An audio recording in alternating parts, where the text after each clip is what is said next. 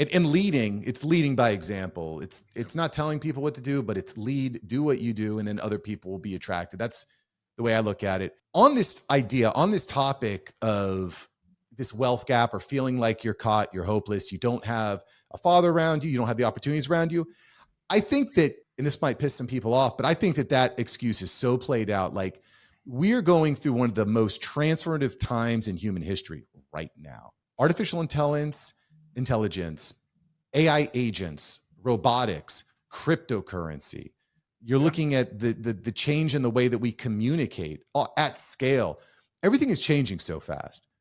And I don't know what the right mindset that someone should have right now. If you have access to a phone or a computer and internet, I feel like you could do some amazing things, but you need to start somewhere. The playing field is more level than it's ever been. I don't care how poor you are in this country, how black you are, how Hispanic you are, how underprivileged you are, how disenfranchised you are.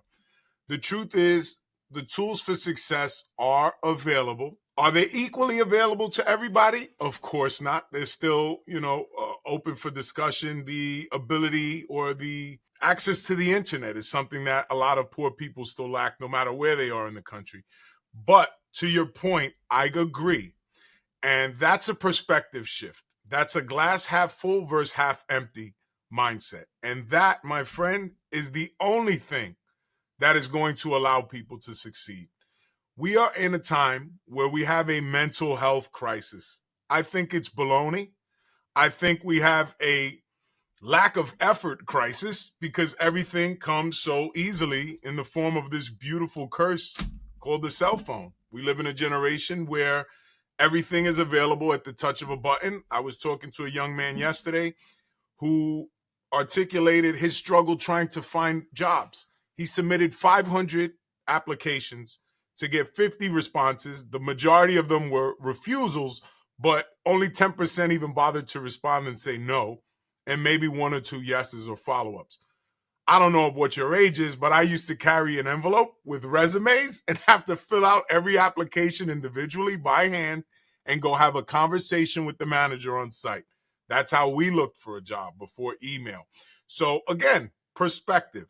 This generation has the phone at their disposal. They have artificial intelligence. What are they using it for? Unfortunately, they're using it to pass the time, to be entertained. Their Instagram or social media feed is full of nonsense, not positive, productive, educational feeds.